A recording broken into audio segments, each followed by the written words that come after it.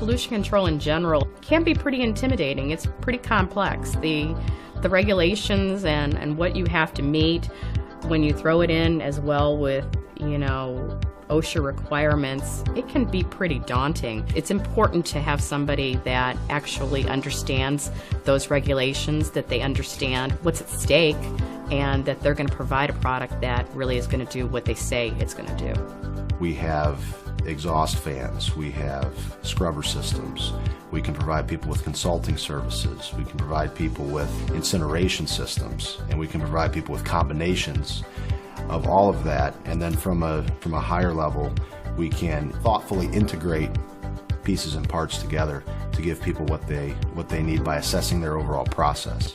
Verantis provides pollution control equipment for industrial applications, for the most part in very corrosive environments.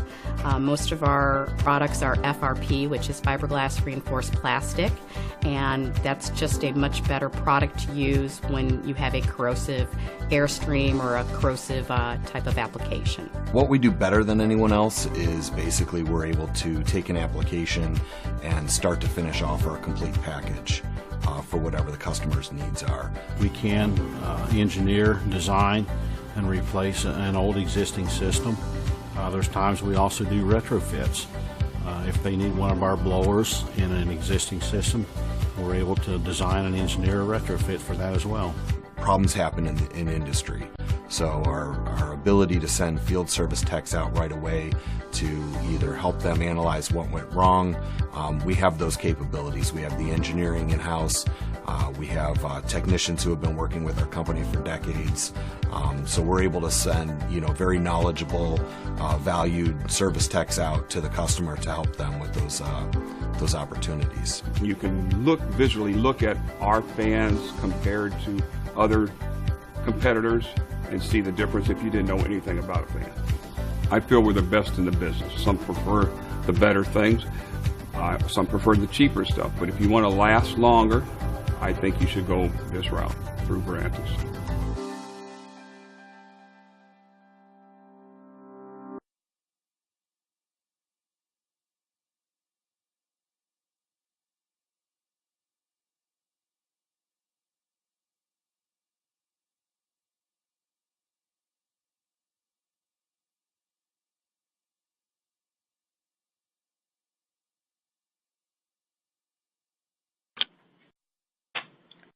Welcome, and thank you for joining us today for PEC Tower Design presented by Verantis.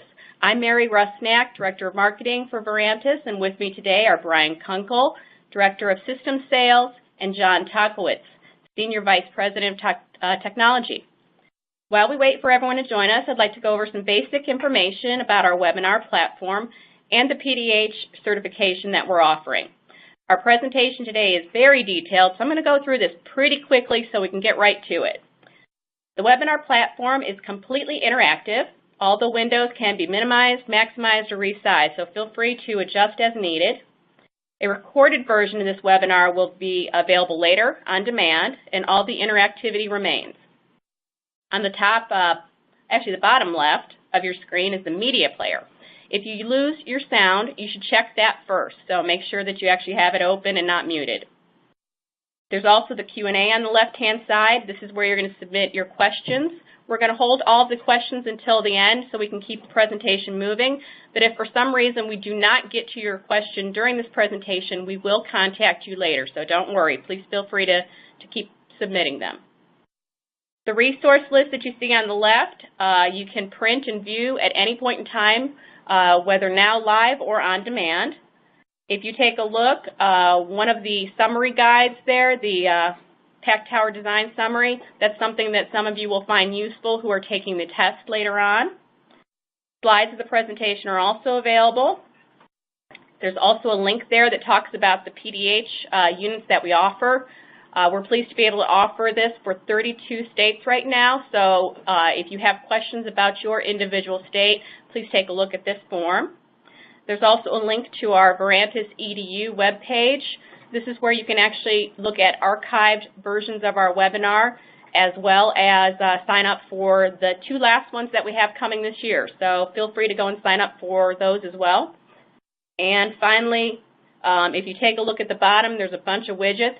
I'm not going to go over all of the widgets, but basically if you hover over them, it'll tell you basically what they are. You can also click on them. There's lots of ways to share, contact, get information, take a look at those. However, I am going to point out the last two widgets, the yellow one and the green on the right-hand side of the screen. Those are the widgets that are important for when you are taking the test for certification. The first yellow one is the tracking widget, and it will tell you how much of the 50 minutes you've gone through, and it'll also tell you if you have completed your test questions. Once you do complete everything that's required, there's going to be a link there that you can print your certificate out. So once you're done with everything, go back to that yellow widget and print your certificate.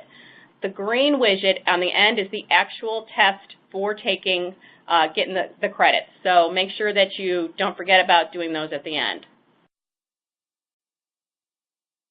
Just to talk a little bit again about the PDH portion, today's webinar is one PDH unit. You must be present for at least 50 minutes. You must complete and pass the test, which is 8 out of 10. Certificate actually is not going to be emailed to you. It can be, but it's better for you to actually go and print it out. Again, that yellow widget that we just talked about. Verantis will keep a record log, and we'll keep those records for 6 years. We recommend that you also do the same thing. Make sure that you keep track of all the ones that you are taking. If you have any questions that are related to the PDH portion, just give me a ring here. You can call me, email me. All my information is also available on some of the widgets on the bottom. Overview of what we're going to cover today. Classical method for determining pack tower diameter. Alternative method of diameter selection. Pack depth determination for water absorption systems. Pack depth determination with chemical reaction, and then some other design considerations. Before we move into the presentation here, we're going to start with a little bit of a poll question. Have you designed a pack tower before? I'll give you a couple seconds to answer this, and we'll take a look at it.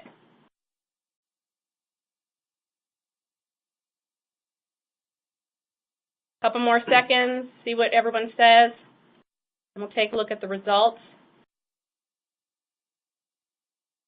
Okay, it's good. We got a good crowd here then. Some of you have, but we have about 64% that haven't. So we're hoping you're definitely going to get something out of this. It is very detailed, so hang on for the ride. I'm going to pass this on now to Brian. Good afternoon, everyone. Thanks for coming today. So as Mary said, we're going to go through a few different design examples here today. We're going to start off with determination of diameter of a pack tower with a couple different methods. The classical method, which is applicable for a wide variety of packings, comparatively speaking, and also for unusual design conditions in some cases, as well as an empirical-based set of design considerations as well. And then we're going to move into determination of pack bed depth and some of the other details that are needed to properly design a pack tower on the whole. So the classical design method is based on something called the generalized pressure drop correlation. This was developed in an evolutionary pattern starting in the 1930s, and ultimately the method that we're going to talk about today is an evolved version of this correlation using something called a packing factor to help us look at one given size and type of packing of our choosing. So this is what the generalized pressure drop correlation looks like. What we're seeing here is we have an X and Y axis that are comparing our calculated values. And what we're really looking at primarily here are, this is a correlation adjusting properties versus a basis of standard air and water, which a lot of standard packing data is based on that you'll find out there. We also have a factor F in the Y-axis formula, which is a unique factor associated with any given type of packing that you might be evaluating. So all other considerations being equal, packing factor will, if the packing factor for a given packing is higher than another, the pressure drop will be higher for that packing than the other type of packing. The curves that you see in this correlation are representative of pressure drop in inches of water column pressure per foot of packing depth. So as we move up in the y-axis, we go to higher and higher pressure drop, and then the very topmost curve is representative of the flood point for that packing.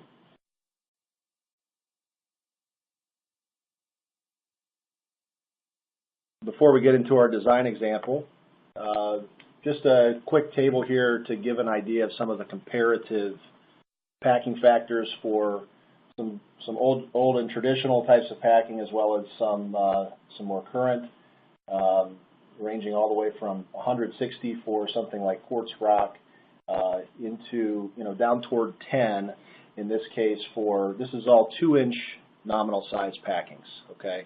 For most types of packing that you're going to encounter, there are going to be multiple sizes, and typically smaller size packing will have higher packing factors.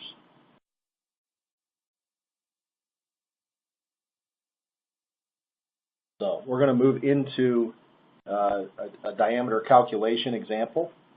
Just one comment I was going to make, Brian, is that for people that haven't been involved in pack tower design in any great detail, the reason the flooding line is represented on the curve and what that means, that's the point at which the velocity of gas through the tower is so high that it literally prevents the liquid from pouring down through the tower, and the tower literally floods. So at that point, it's not a true design point. The tower is not working at that point, but it's the ultimate limit that you look at, and then you back off of that, and Brian will show that as he goes through the example calculation. And I'll note here as well that the reason why we're looking essentially at pressure drop first when we're sizing this pack column is, part of the design consideration is we want to try to strike an optimal balance between the size and the cost of the vessel that's going to be designed, as well as the operating costs associated with the unit in terms of pressure drop. So the steps that we're going to take moving forward with this example are, we're going to look at these two equations, which are the y and x axis values that we need to determine for the correlation. And we're going to do this for example.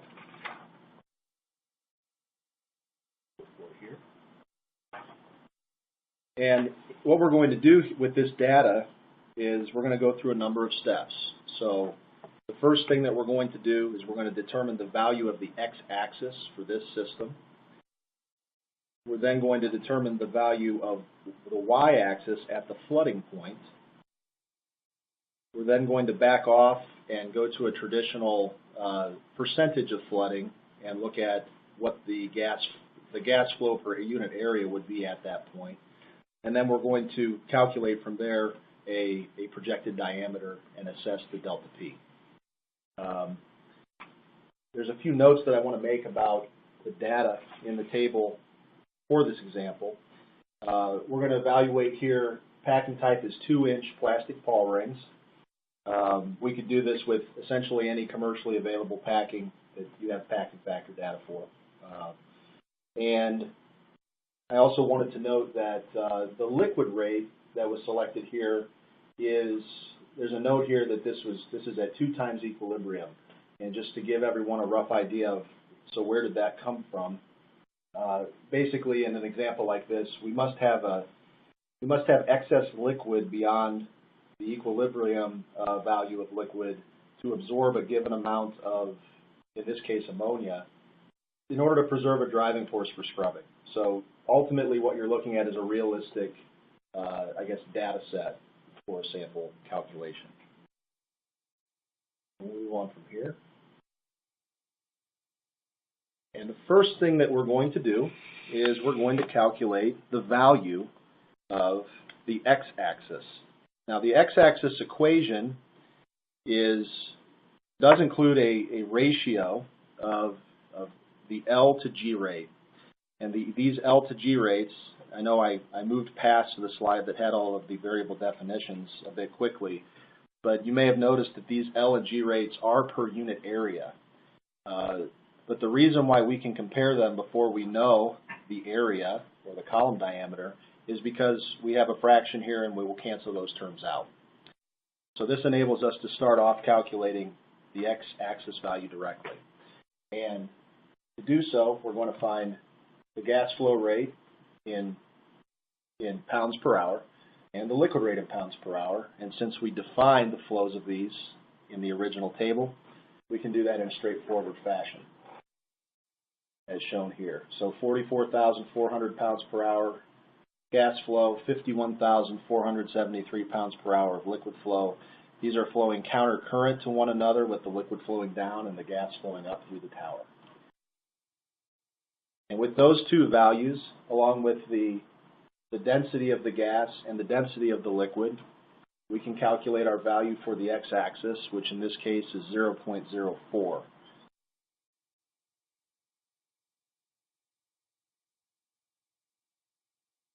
Which allows us to plot on our curves. At 0.04, we're going to next look for where is the intersection with the flooding line.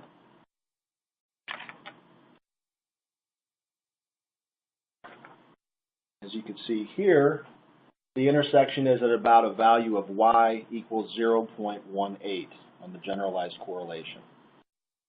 Now that we've determined for this system the value for y at flooding, the next thing that we want to do is rearrange the y-axis equation such that we could solve for the gas flow rate, the mass flow rate of the gas, where y equals 0.18. And that's what we're showing on the slide here. All of these variables have been defined. We have the density of the gas and the liquid. We have this GC value, which is a gravitational constant. We have the packing factor, and we have the viscosity of the liquid. We have everything that we need to solve for G at flooding. And when we solve for G at flooding, we come up with a value of 3,658 pounds per hour per unit area, in this case per foot square.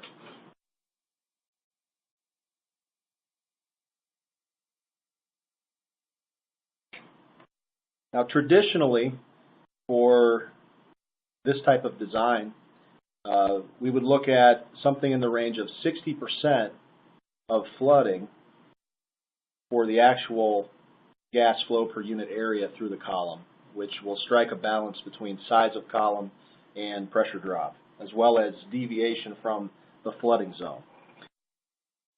So that's a straightforward calculation that we can take. 60% of 3,658 is 2,195 pounds per hour per foot squared.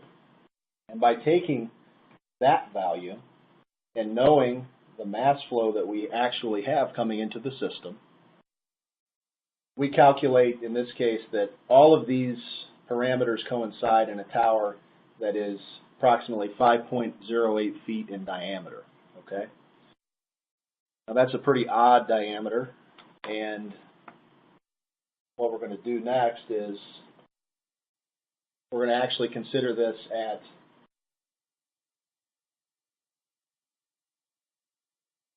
a realistic diameter for something to be fabricated, which is about 5 feet in diameter. So when we rerun the calculation at the slightly modified cross-sectional area, we get our true design, what we call G prime, which is 2,261 pounds per hour per square foot area of column. Okay, so what we can do now with this value that we've calculated for G is we can go back to the original equation for the y-axis value and calculate a new y value at 60% of flooding for the gas flow rate. And when we go ahead and run the calculation, we get a new y-axis value of 0.069.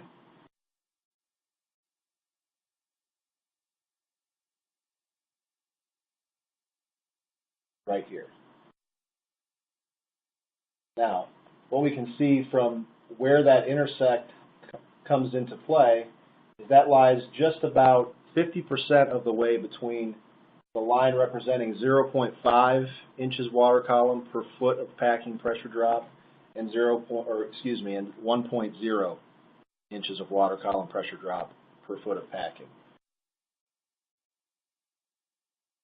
Therefore, we estimate that for this design, this diameter, in this packing, we're going to have approximately 3/4 of an inch water column pressure drop per foot of packing. Just to summarize again, this calculation method indicates that proper design for using 2-inch pawl rings in this case would be a 5-foot diameter tower with a pressure drop of 0.75 inches per foot of packing. Right. The follow-up calculations that Brian will be showing for packing depth selection will then determine the overall pressure drop of the tower.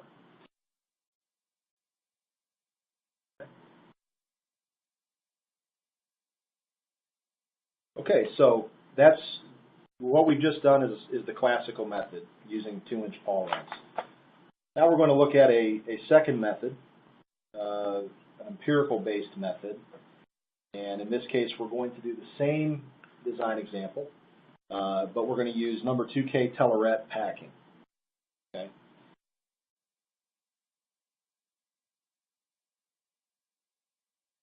In this case, we're going to start from a standpoint of looking at tower velocity across the cross-section, as opposed to, I guess, in the alternate example, kind of looking at flooding and looking at 60% or so of that. Well, we're going to start here with what is considered a fairly reasonable conservative velocity standpoint and see where this takes us. So we're going to look at our gas stream at 500 feet per minute. So since we have a 10,000 CFM stream, that brings us to 20 feet squared. We're going to calculate that diameter, which is just over 5 feet, if we take it right down to the precise answer. Once again, as in the last example, we're going to go ahead and round this down and look at a typical size vessel, 5 feet in diameter. Now, for this method, we're going to ultimately look at some empirical curves, and those empirical curves are based on standard air and water. So in this case, our gas density is just off standard, so we need to go ahead and make an adjustment in the calculation to accommodate for the density deviation from standard air. This is built in inherently to the generalized correlation calculation that we did previously. So this is a straightforward calculation of what we call phi, where we take the actual gas density, we're going to divide that by standard air density, and take the square root. So in this case, our phi adjustment factor is very nearly 1, as it's a very small deviation, 0.9933.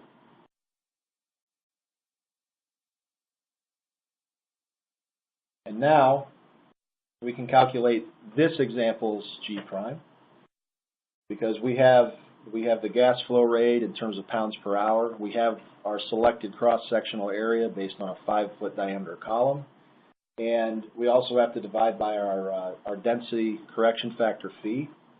And this yields a result of 2,276 pounds per hour per foot squared.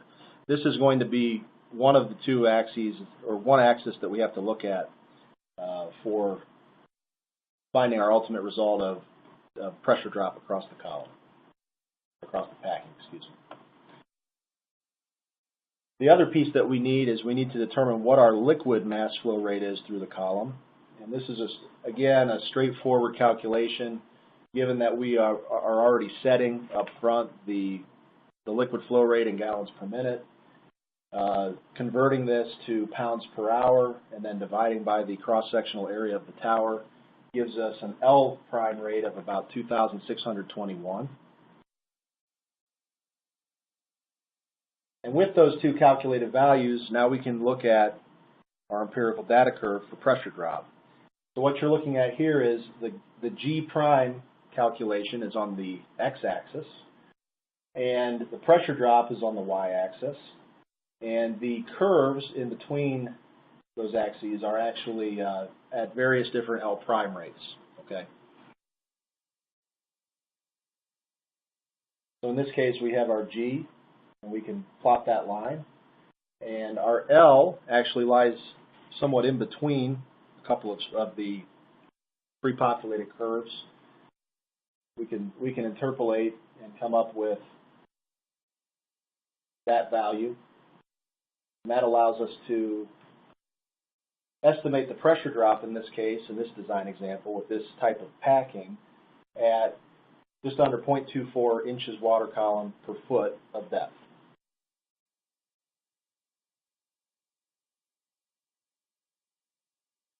Now, it looks like that's well within a reasonable design point.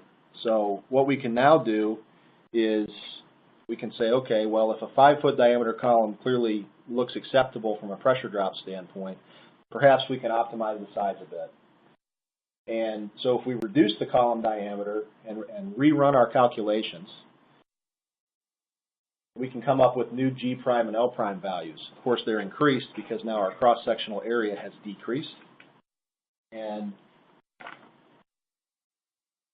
now when we look at the curves, you can see that we are still in an acceptable design range.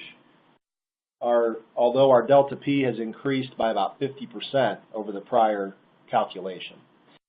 And you're approaching the upper right portion of these curves, which means that you're getting close to maybe not a flooding zone, but certainly a point where the operation may be a bit unstable if you have a little bit of an increase in liquid or gas flow or something along those lines. But because it's a straightforward thing to check, we can go ahead and take another look and see what if we reduce the column diameter not just to 4.5 feet, but let's reduce it all the way to 4 feet. What does that give us? We can again recalculate G prime and L prime at again higher values. Now you can see that we're completely off scale, and we're in a zone that would be well above anything recommended and difficult to project, but at an unreasonably high pressure drop, roughly 6 times what we started off with a column 1 foot larger in diameter.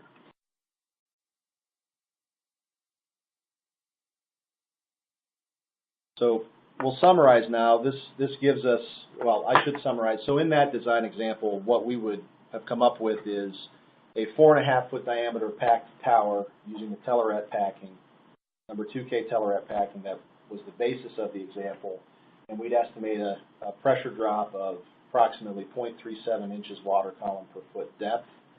And as John said before, we would then have to run through the procedure to determine the total packed bed depth to assess the total pressure drop across the bed. To summarize these two methods, okay, method 1 that we did is clearly much more mathematically involved. It takes more steps. It is also it is a combination. The packing factor involved in technique number 1 is an average of a number of different sets of data for a given type of packing. So as you get to the extreme ends of the data set, if you on the curves for the generalized correlation, it can be difficult to accurately interpolate the actual pressure drops. However, method 1 is definitely preferred when you have very non-standard liquids with high viscosities compared to water, very unusual gas densities. You have a high helium stream or something along those lines, or you have a very heavy gas flowing through the column. Method number 2 is much more straightforward mathematically. It is more accurate, generally speaking, as long as you have an air or an air-like gas stream and a liquid that closely mimics or is standard water. So with that said, I'm going to move into sort of phase 2 of the presentation here, and I want to take a look at looking at packed bed depth calculations. Okay, and we're going to go through a different design example than the ammonia scrubbing one that John had prepared before, and we'll go through all the concepts. So, just a brief overview. Once we've picked a column diameter and selected a packing type, now we have to move on and we have to look through a whole new set of calculations to determine how much of that packing we need and what kind of liquid rate specifically we may need as well. There are essentially 3 primary scrubbing arrangements that we can consider, and some or all are workable for various compounds. Other compounds are more limited in what will work for them. We can look at recirculated liquid absorbing into water. We can look at once through water, which is similar to, or is the design example that we presented for the ammonia system earlier. And we can look at recirculation in the column while absorbing into a neutralizing solution, like an acid into a caustic solution. Today, what we're going to look at are the 2 recirculation scenarios. We can look at once through water and when it needs to come into play at a different time. Just a comment on the once through water applications. In almost all cases, everyone is always concerned about water usage. So those applications, tend to become much more specialized to certain contaminants where recirculation won't work, or they may not be reactive, or at least quickly reactive with chemicals in the very short time frame that they're contacted in a scrubber. So it's once through designs are not as common. So I think we've elected not to go through those today because it's just the principles are still very similar. Yeah, the calculation principles are similar, and we have limited time today. But yes, the once through water applications typically come into play where you have a highly soluble contaminant that isn't very reactive with typical available reagents that you could put into the water in the time frame that you can use in a scrubber, and they have relatively high vapor pressure. So just being soluble sometimes isn't enough. Okay, so we'll get now into the calculation methods, okay? The general equation is quite straightforward. We're going to define the packed bed depth as Z, and what we need are the height of a transfer unit or a mass transfer unit times the number of those transfer units that the system requires, and then build in an appropriate safety factor to the equation as well. So the trick is getting the HTU and the NTU values that we can multiply together to solve this equation. The HTU value is typically pulled off of empirical curves for a given, type of packing. Sometimes you will have a compound that is not available on various curves for maybe more common compounds, but you can generally estimate the transfer unit height necessary for your compound via some equations comparing the gas phase diffusivities of those 2 different compounds together. That's not something that we're going to do in this presentation, but it's something that, again, could be discussed further in the future. It's not needed for the examples that we're going to go through today.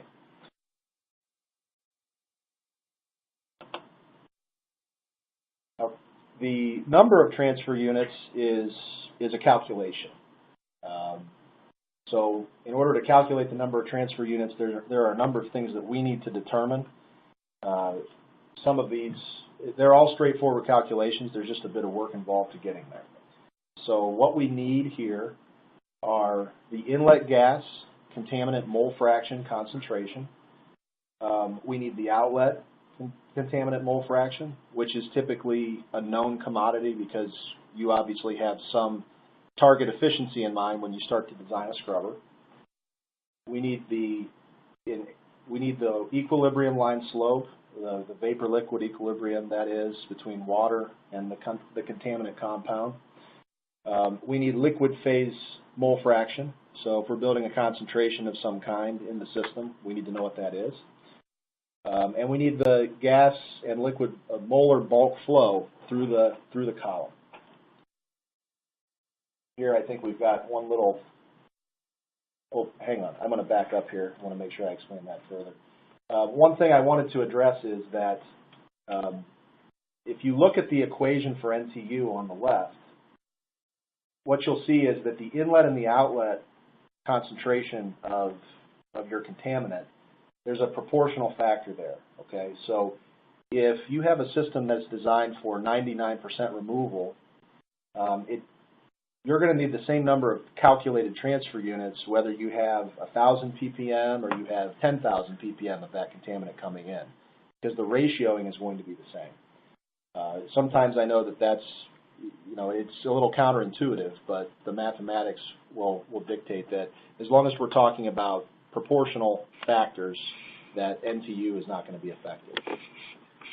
Yeah, just one comment I was going to make on this slide to lend some color back to the prior examples when we were talking about 2 times equilibrium. The A shown on the right side, that's the absorption factor, and that's the equilibrium slope times the molar gas flow over the molar liquid flow. And when that's when that number is 1, that's equilibrium. And what would happen at that point in the system, you could see that the denominator would become 0 and the NTU equation would blow up. So you have to be away from equilibrium in order to create a driving force, as Brian said, so that you can actually get the absorption to occur and calculate the number of transfer units. So in that prior example, we had automatically just selected a factor of 2 for A, and so you could see that the denominator would become 0.5. It increases the number of transfer units the closer and closer you try to come to equilibrium and reduce your water requirements. The higher the number of transfer units goes, and the higher the pack depth will be increase. Right. Good point. So now we can move on to quick quiz question, right, Mary? Yep. For a fixed bulk gas flow rate, an increase in contaminant concentration will. We'll give you a couple seconds here to complete this poll question. Options are have no effect on required NTU or will increase required NTU. And you can just click on either of those circles there, whichever one you think the answer is.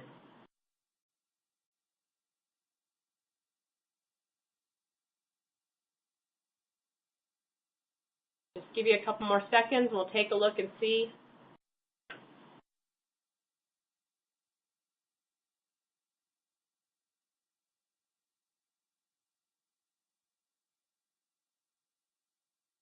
And let's see.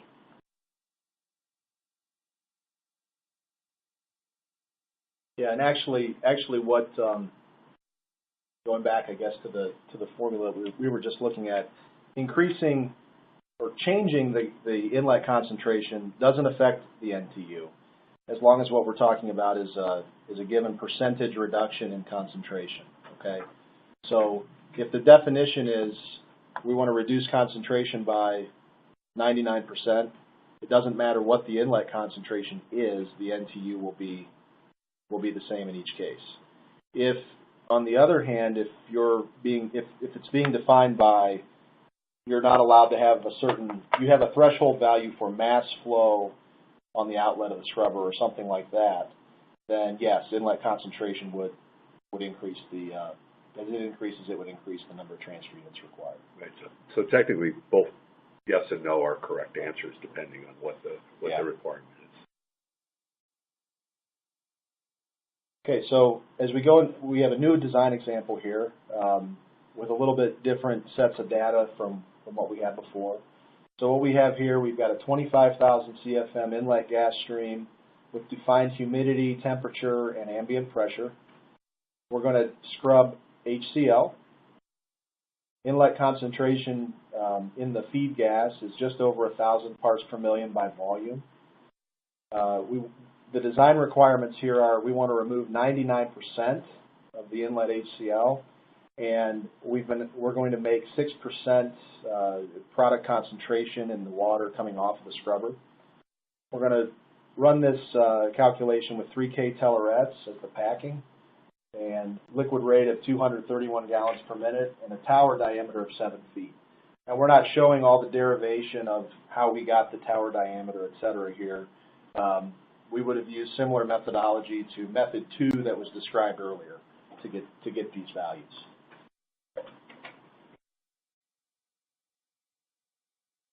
Now, there's a number of steps to calculating NTU, HTU, and ultimately the total packed bed depth. Most of these are quick calculations, but we did want to show it fairly explicitly.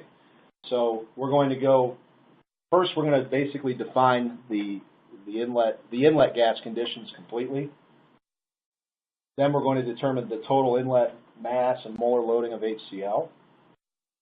Then we're going to look at, given the product concentration requirements, we're going to look at the mole fraction of HCl in the recycled liquid.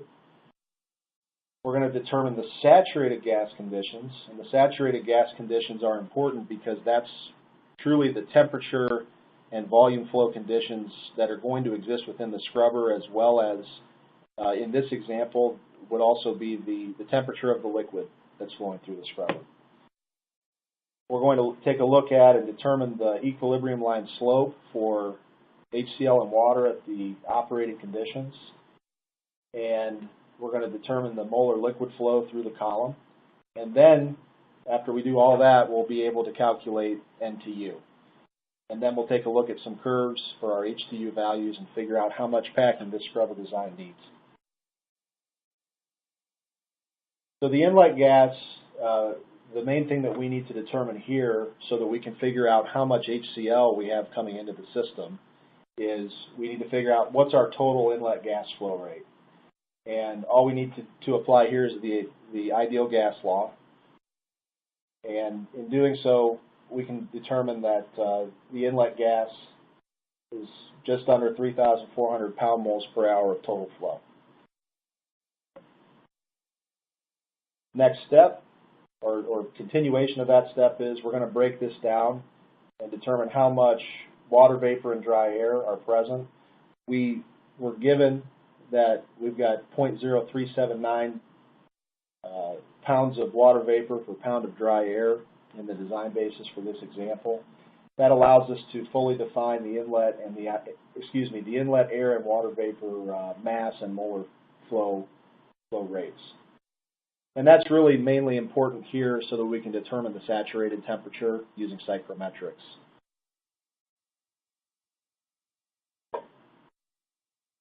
Now that we've determined the total inlet gas flow in terms of molar basis, given the fact that we were given a volumetric-based inlet HCl concentration, we can calculate how many pound moles per hour and how many pounds per hour of HCl we have coming into the system.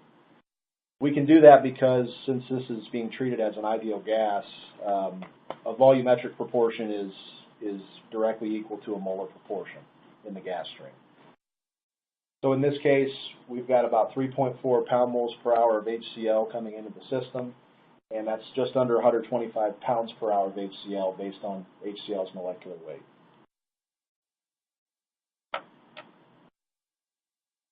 Given that we're going to make 6% acid concentration in the scrubber, we can essentially just use conversion factors between molecular weights to determine what the mole fraction of HCl is in our recirculating water, and running that calculation, we come up with 0.03 as the mole fraction.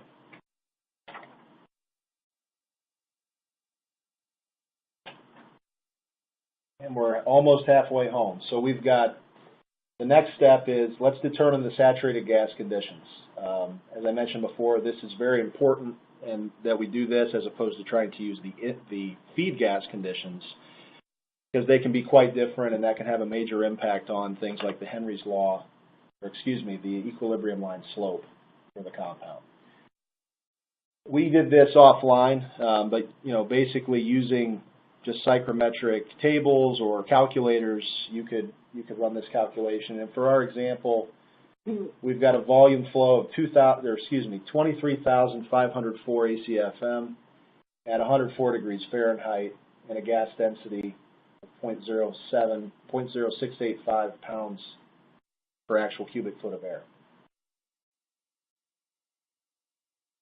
Saturated gas molar flow, we can calculate the same way we did the original inlet flow, and our molar flow increases slightly because we have now picked up a little bit of water vapor in the evaporative cooling process. So now we're at just over 3,400 pound moles per hour of total gas flow. So now that we have the actual scrubbing conditions, we can look at the HCl concentrations feeding and the design requirement for the outlet from the scrubber. We have 3.4 pound moles per hour of HCl at the inlet and 3,426 pound moles per hour of bulk gas, giving us a mole fraction of about 0.001. And since we're going to reduce by 99% that mole fraction in the scrubber, we end up with 1 times 10 to the negative fifth as the outlet gas concentration of HCl. Now the next step is we want to determine what this vapor-liquid equilibrium line slope is going to be for our system. And the definition of this is at equilibrium, okay, the mole fraction of the compound, HCl in this case, in the gas phase above the liquid. And so we have that mole fraction over the mole fraction that's in the liquid at that given percentage and temperature, okay? And for HCl at 6% by weight concentration, 104 degrees F, and 6% and 104 degrees F, the value for Y is 8.2 times 10 to the negative 6. We took that in this case from just, like publicly available data. HCl is obviously very well defined in literature. But this can be calculated or derived or found from a number of different sources. It can be estimated.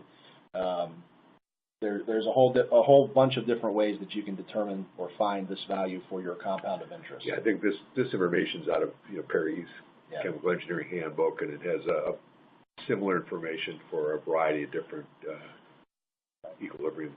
Right. So here, since we've previously defined the value we have the value for X, we have the value for Y. We can come up now with the value for M, and it's 0.00267 at these conditions. Next, we're going to calculate the LM rate, or the molar flow of liquid through the column. Again, this is fairly straightforward since we preset the GPM rate through the column, and we just convert that mathematically, and it's just over 6,400 pound moles per hour.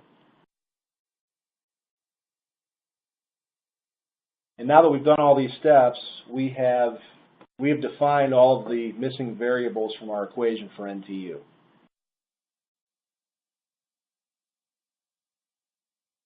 And when we run the calculation, we'll first solve for the absorption factor A, which comes out to 0.0001428. And when we plug that into our overall equation, for this design example, we're going to find that we need 6.45 mass transfer units to remove the necessary amount of HCl and maintain these concentrations in solution.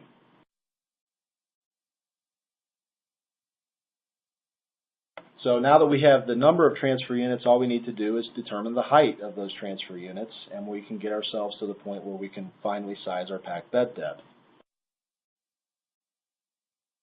And for this, we're going to go right to some empirical curves, okay?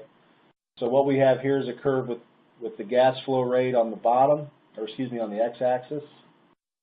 HTU, or height of transfer unit, is the y-axis, and then we have a collection of liquid rates as well. So we need to reconfigure a few of our calculated values to match up with the units and the numbers that we need to plot on this chart. What we need is L prime, so this is the mass flow rate per unit area through the column. In this case, it's 3,000 pounds per hour per foot squared, which we pre-selected, if you recall, and this is a fairly typical value for a scrubber of this type. Anything from 2,000 to 6,000 perhaps would be kind of in the typical range. G prime, the mass flow per unit area of the gas. We're going to look at we have the flow rate and in terms of volume as well as the density of the saturated gas. We also know that this is a 7-foot diameter scrubber, so we know its cross-sectional area. And we have the density correction factor, which is used exactly as we did in the earlier diameter calculation example. And that allows us to calculate just over 2,600 pounds per hour per foot squared for the G prime rate in this case. So what we can do now is we can take those values to the curve chart that we looked at earlier, and at an L rate of 3,000, which is the middle curve on this chart, and a G rate of 2,627 pounds per hour per foot squared, we have a height of transfer unit of about 1.39 feet. And we can push that forward. We have 1.39 feet per transfer unit times 6.45 total transfer units. And if we apply a 20% safety factor, we end up with nearly 11 feet of packing required for this scrubber design.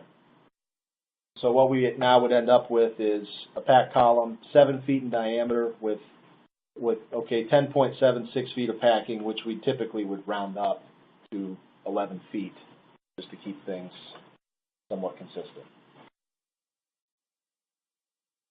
So we'll move quickly into a much shorter second example here. We're going to run the same type of calculation, but now we're not going to do this with water alone. We're going to go ahead and neutralize the HCl with NaOH caustic in the recycle solution. So what we're going to expect to happen here is as we absorb HCl, we're going to react almost instantaneously with the caustic in the solution. We're going to form a stable salt in the water, and then we're going to eliminate the vapor pressure of HCl naturally occurring over that recirculated solution. And what this does is it greatly simplifies our equations for mass transfer and for the number of transfer units that we need. When we eliminate the vapor pressure, our absorption factor is going to be driven to 0, and the value of M, or the slope of the equilibrium line, is going to be driven to 0. And that's going to turn our primary NTU equation, highlighted here in red, it's going to simplify it into just the natural log of the inlet concentration over the outlet concentration. So for an aggressively reactive system like this, now it's a much easier calculation. Natural log of 0.001, which is the inlet concentration of the HCl, divided by 1 times 10 to the minus fifth, or the outlet concentration required, is going to give us 4.61 transfer units required. And so if we run the same calculation for the overall height, we need under 8 feet of packing. So it's essentially 30% less packing in this particular design example. Now the key difference, of course, is that here we're not going to make an HCl solution at 6% because we're going to make a salt solution. But as far as the packing and depth in the scrubber, we need much less. So I will quickly now move off of the packed bed depth calculations examples.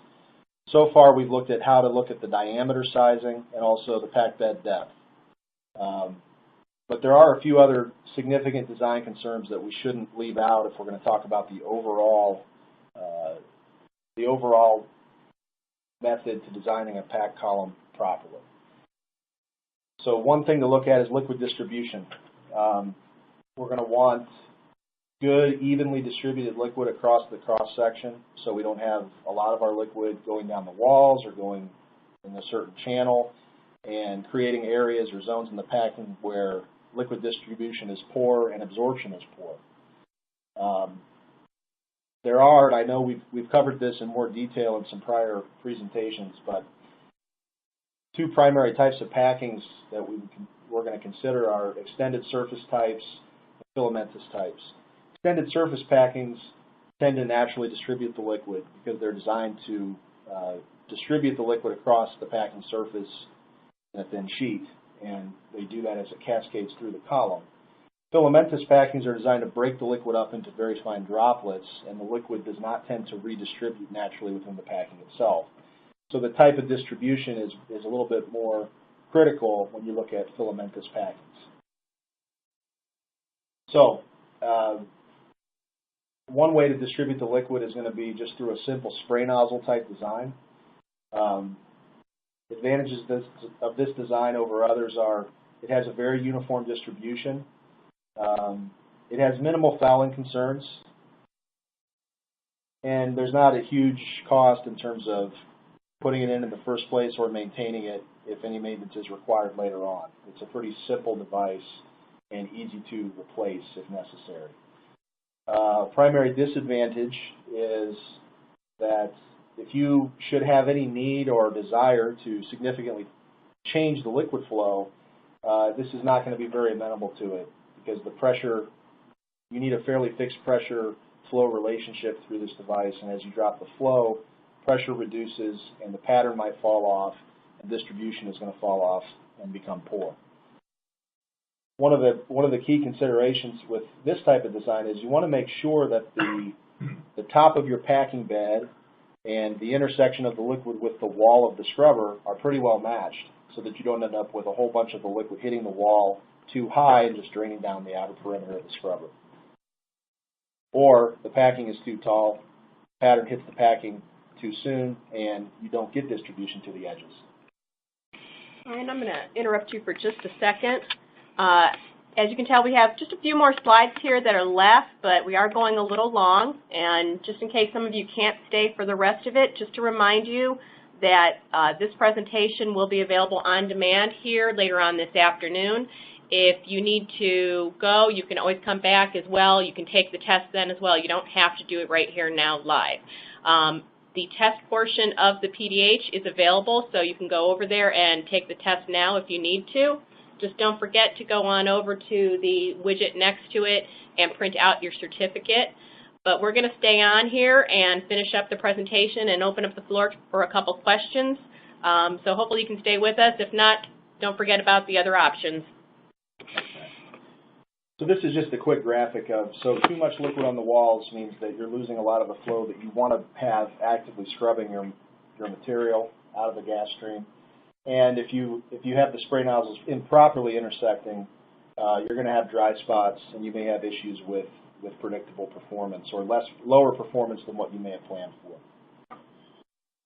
Another common alternative liquid distribution design is going to be a low pressure overflow Weir type design. So advantages of this design are variable liquid flow over a much wider range than a spray nozzle is typically no problem. Large openings, not prone to fouling, clogging, that type of thing, or problematic fouling related to clogging, I should say. And it requires lower feed pressure, so it can offer some savings on operating costs.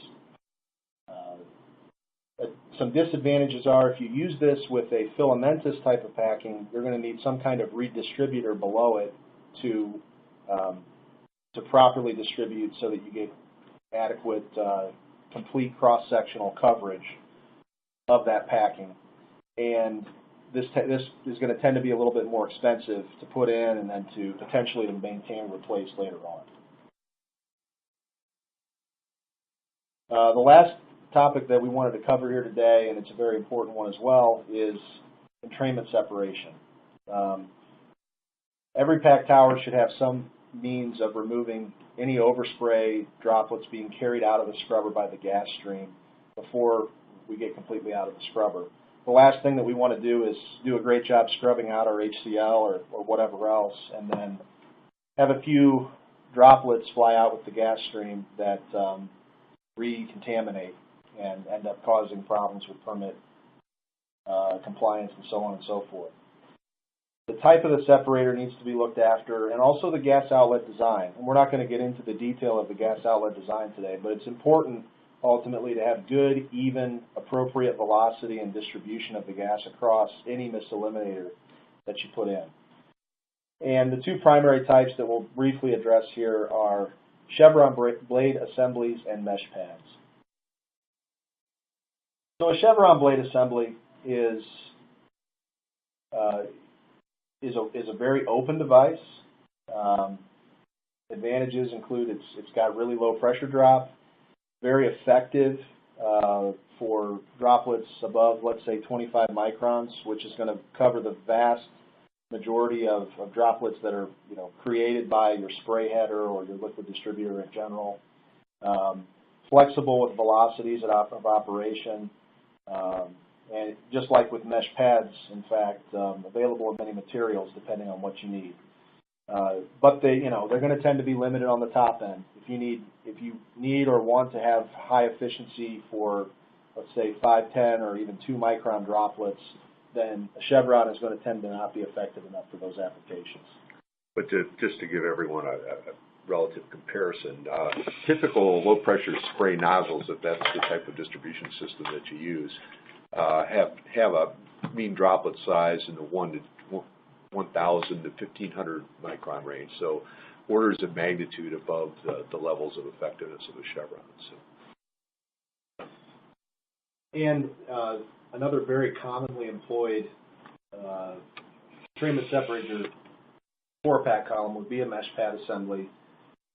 I'm sure many of you are familiar. There's a huge variation in the design of these and capabilities of these.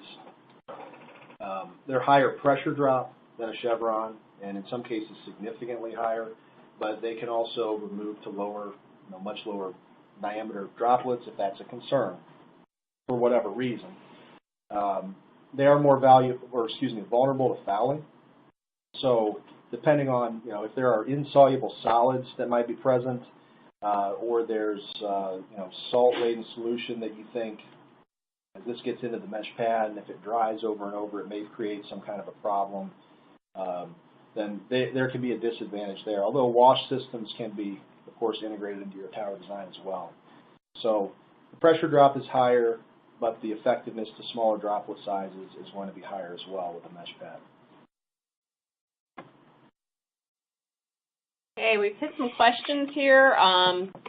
Before we move on to them, we won't have time for too many, but we'll try to get a couple. But again, just as a reminder to anyone here who is taking the PDH portion, the 2 widgets on the end are the most important ones. You need to make sure you complete the test. Don't forget, over in the the resources area, there is a little summary sheet that can help you out. So don't forget about that. And make sure that you print out your certificate when you're done. We are going to leave the online portion of this webinar live until at least 1:30 so that people can go in there and take their quizzes and get all that completed.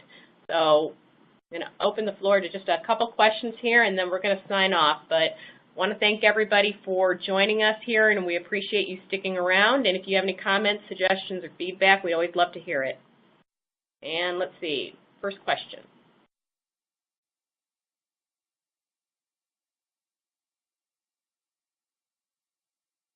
How are packing factors developed, and where are they published? Packing factors are actually developed using the empirical data that we showed initially. I mean, what's normally done is that you have to actually, in a pilot system, if you have a new packing or new packing style, actually do testing to determine what the pressure drops are at specific gas and liquid rates. And then by taking that data and plugging it into the standard pressure drop correlation and actually back calculating what the packing factor is over a range of flows, and then averaging that calculation to come up with an average packing factor. As far as where they're published, most chemical engineering texts, I think there's a pretty extensive table, again, in Perry's Chemical Engineering Handbook for a lot of different types of packings. I would suggest, depending on what packing types that you're looking at, that you always check those versus the specific manufacturer's information on packing factor also, because sometimes the information that's in textbooks can be dated.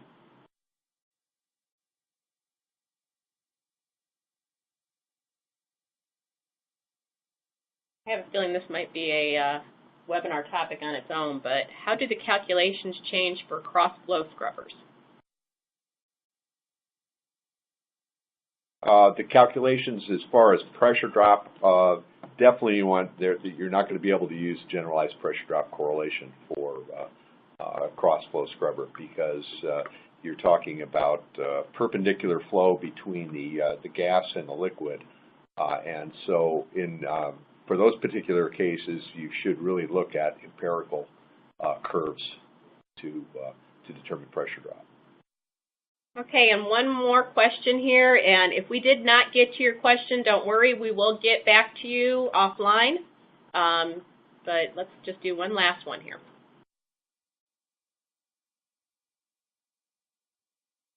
Are there pressure drop curves available for the entrainment separators? Yeah, there typically are. Again, I think you just need to look at manufacturer-specific literature for whatever type or types you're considering, but generally, yes, there are. And another point to make along with that is there'll typically be pressure drop as well as droplet size and capture correlations, and you may find that you can run at a high velocity through a given type of entrainment separator, but you have to be careful that you're not into a range where you have some breakthrough and re-entrainment.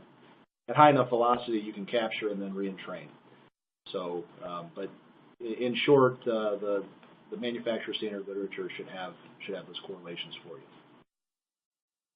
Okay, I think that's all we have time for today. Like I said, we're going to keep the online portion live so people can complete anything they need to, print out anything from the resources tab. Don't forget that we do have these slides available, as well as some other literature over in that resources tab, so you can print all that out. And the on-demand version of this will be available later this afternoon, typically around 2:30 or 3 o'clock it becomes available. And you will get a link to it. Any additional questions that we have right here, I'm going to try and answer. So if you want to stay online, we'll answer them here individually. But we thank you for joining us. We hope you'll sign up for some future events. And take care. Have a great day.